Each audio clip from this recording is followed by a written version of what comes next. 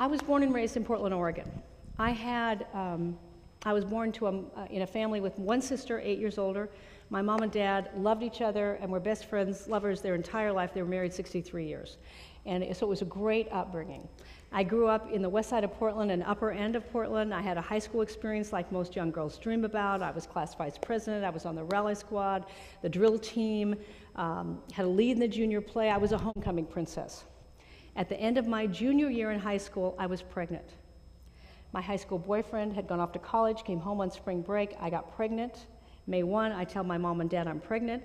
My mother wept for me as if I had died. In her mind, all her dreams for me were dying. We had a very hasty 10-person wedding, and a couple weeks later, I told one of my trusted high school teachers that I was now pregnant and married in that order. And the next thing I know, the principal of the high school called me to his office. Mr. Erickson called me to his office, and he said, "I'm hearing rumors about you. Are they true?" And I said, "Well, if they're about me being pregnant and married, yes."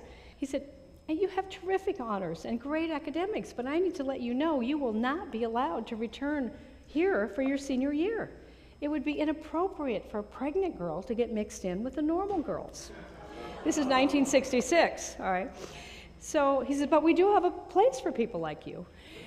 It's a high school. It's not held during daylight hours. It's after dark.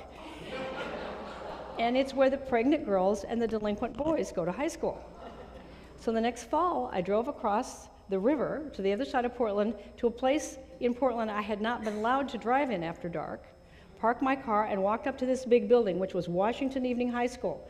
Well, it was Washington High School. It was Washington High School for the normal kids during the day, and Washington Evening High School at night for pregnant girls, delinquent boys. So as I was going up the steps, I remember thinking, okay, every girl here is either pregnant or has a baby, and every guy here is some kind of delinquent. This is my new student body. And I went in to register, true story, at the big table, and a couple of guys standing there, and one of them says, "Well, hi, my name's Paul, but I'm no apostle." And the kid next to him says, "Yeah, my name's Peter, and I'm no saint." And I said, "Well, my name is Mary, no comment."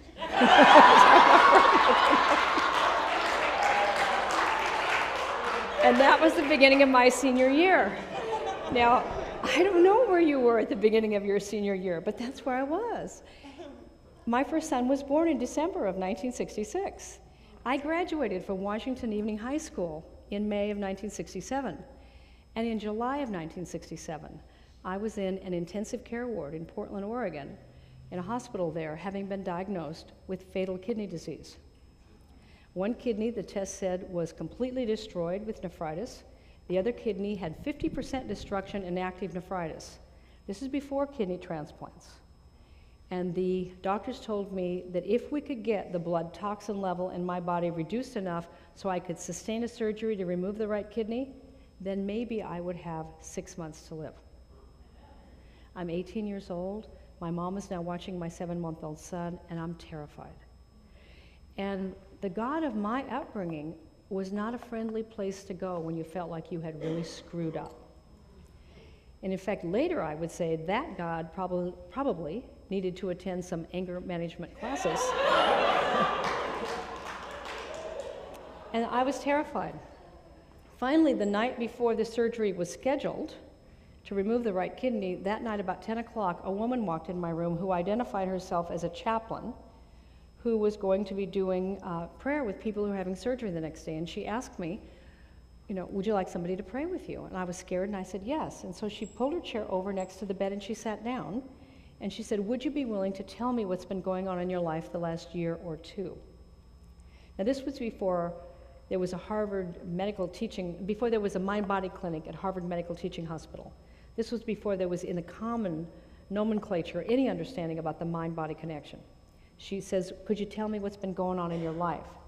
I'm scared, so I tell her my story, at the end of which she goes, "Mary, everything's created twice." And I know I just had this either blank or quizzical look on my face. She says, "You know this. You just have no idea the power of knowing this. You know that if you think embarrassing thoughts, your cheeks get red. And you know that if you think scary thoughts, your heart's going to beat faster. But did you know that if you think toxic thoughts, your body's going to reflect that toxicity? I hear how much you love your little boy, but I also hear how much you've been hating yourself. You feel like you shamed yourself and your school and your family. And I'm wondering, now that you're considering how everything is created twice, she says, just look around you. The nightgown you're wearing, the sheet covering you, the bed you're laying on, the ceiling, the floor, the walls, the carpet, all this machinery in this room. It all was a thought before it became a thing. And then she said again, I know that you know this. Everybody knows it. Very few people are aware of the power of knowing that. And then she said, since you're now paying attention to this, could you consider the possibility that if you were to align yourself, this universe is so intelligent and so balanced and perfect that your body is a reflection of what's been going on in your mind. Could you consider the possibility that if we got your mind to align with the divine perfection in the mind of the universe for you, which is perfect, that your body could have what's called a spontaneous remission or a complete healing. And in the morning, the doctors would say to you, you don't need surgery, get up and go home, you're fine. Could you believe that's possible? And I told her the truth. And my truth in that moment was, no, I don't believe that's going to happen for me.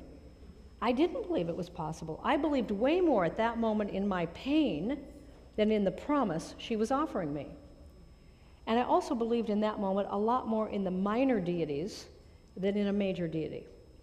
And I knew a minor deity when I met them because they had MD at the end of their name. And whatever they said was my gospel. Now, when the woman said to me, she said, what if you, she said, could you believe it's possible you could have a complete healing? I said, no. She said, could you believe then it's possible that everything that is the genesis or the cause of this problem could either be in the kidney that's going to get removed or be swept into the kidney that's going to get removed? Could you believe that's possible? And when that's done, you could get well. Could you believe that? And I didn't really believe that, but I could tell she believed it was possible. And I didn't know if it was possible, but I could tell she believed it was possible. And it was the first time in my life where I ever consciously made a decision to believe in somebody else's belief that was operating at a higher domain than mine. Now, probably I did that a zillion times before, believed in somebody else's belief. Like the time the person told me when I was 7 years old, I couldn't really sing and I should just move my mouth to the music. And I believed, oh, I can't sing. And so I shut down my singing voice because somebody else of authority told me something.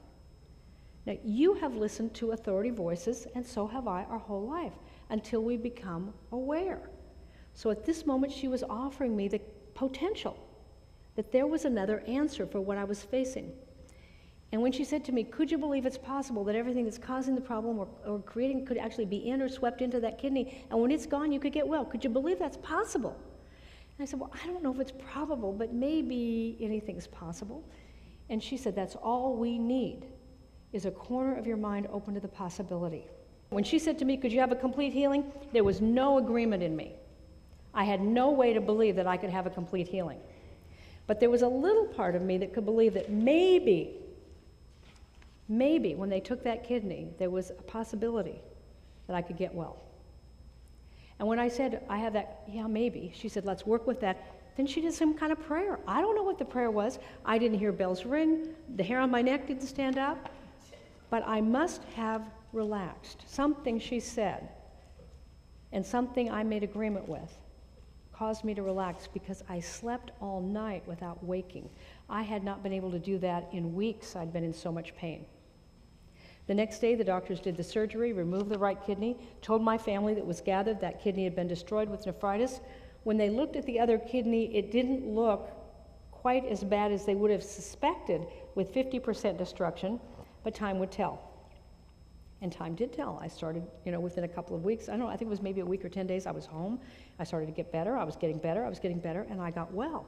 And even at 18 years old, that caught my attention. It's like, something going on here is outside what I've known. And I began to be like a thirsty sponge for everything I could find in this understanding, in this teaching.